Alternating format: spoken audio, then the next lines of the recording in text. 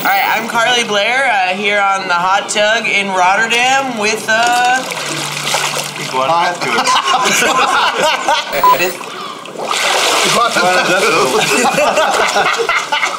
Iguana.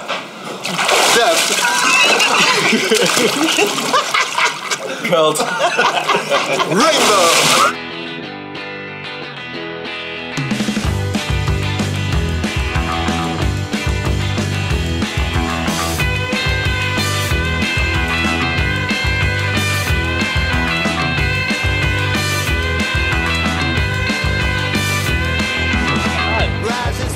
Welcome.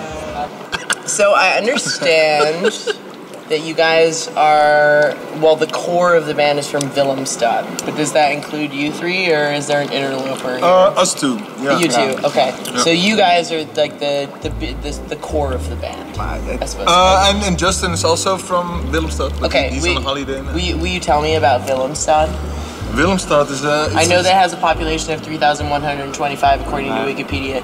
And that says a lot, seems but, right. but yeah, it's growing, but like, though, tell me more. Up till the age of 16, it's pretty much fun.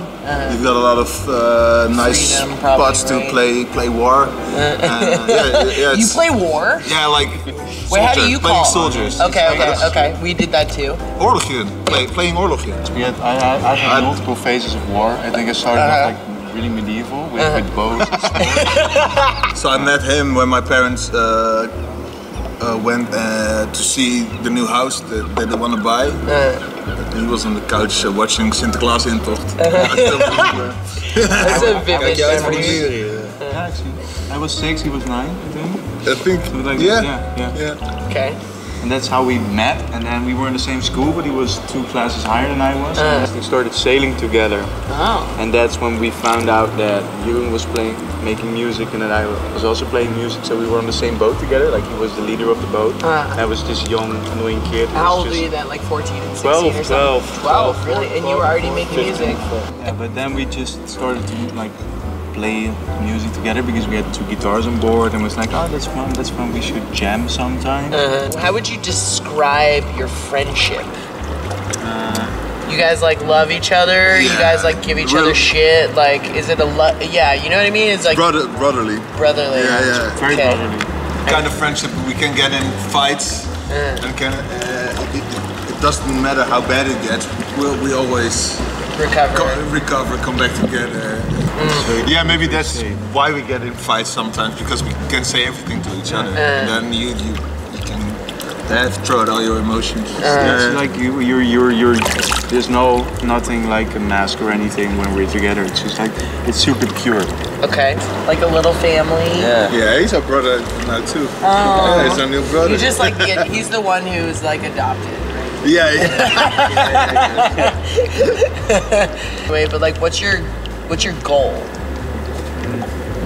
I think Why have a band? I think we've reached the goals already, and like everything we're doing right now is extra. This is also happening? Are you serious? No, yeah, like I think we never set goals, but we had a couple of, I think it was when we started playing with like, it would be very nice if we played on this and this festival by this and this year, and we did that, like by a year short. So then afterwards we were like, okay, well, yeah. Everything else is like icing on the cake, or like cherry on top of the sundae. Yeah, and also with the COVID thing happening, and of course we had to cancel a lot of shows and the tour. We now have, instead of playing a lot, we've been writing a lot, and I think we're kind of halfway to the next album with writing. That's cool. That's a good use of this time. Yeah, and that's also now we realize that maybe that's the biggest goal, just make a lot of cool records. Have any of you been arrested? It seems to me like you guys just are having fun together.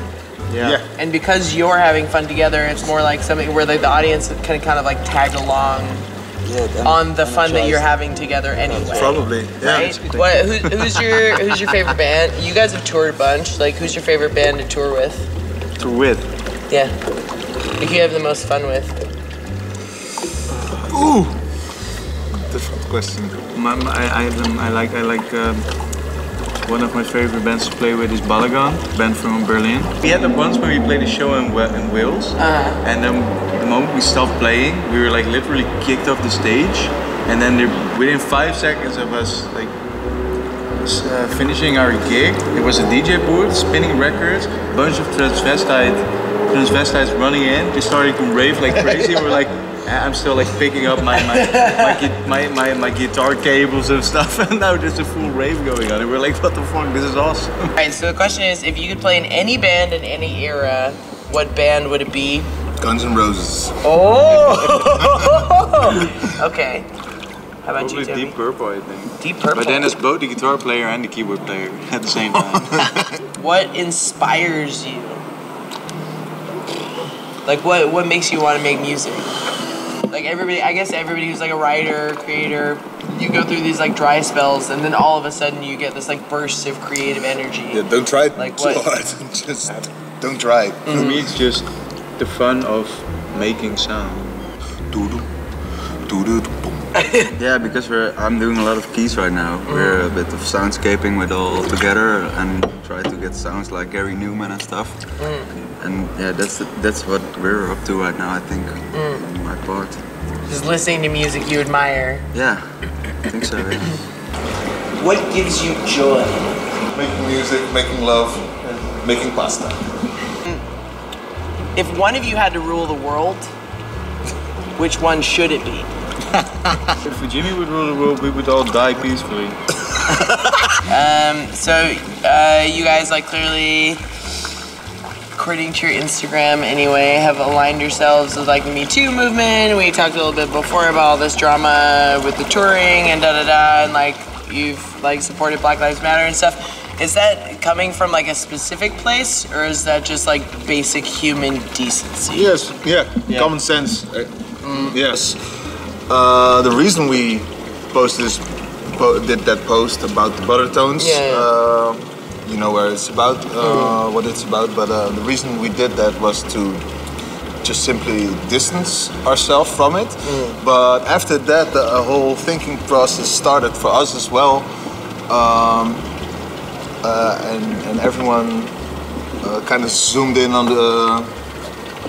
the subject, and also the large amount of reactions we got on the post kind of opened our eyes to how big the problem actually is. Yeah. We saw that for a lot of people it was like, okay, because these guys, they have some sort of a reach towards a certain audience. I've had the same sort of experiences, or I feel the same way about it.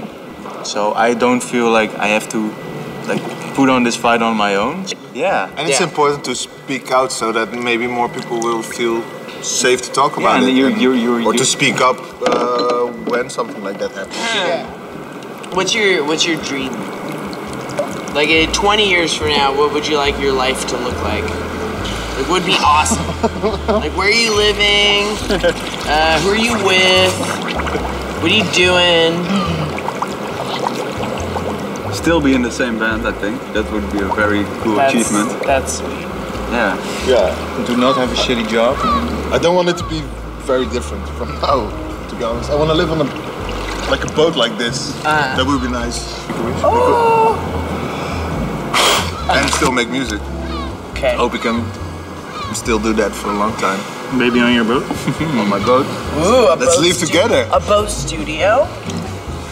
Sounds good. With like a big enough deck that you could play shows on the deck of your ship? In the middle of the ocean. That'd be pretty cool. This sounds good. Sounds like V11. A little bit. Maybe we'll just buy the boat. We have to hijack. Yeah, we're not going to pay for it because we'll never earn enough money, so we're just going to hijack. Yeah. And we take the cook as well.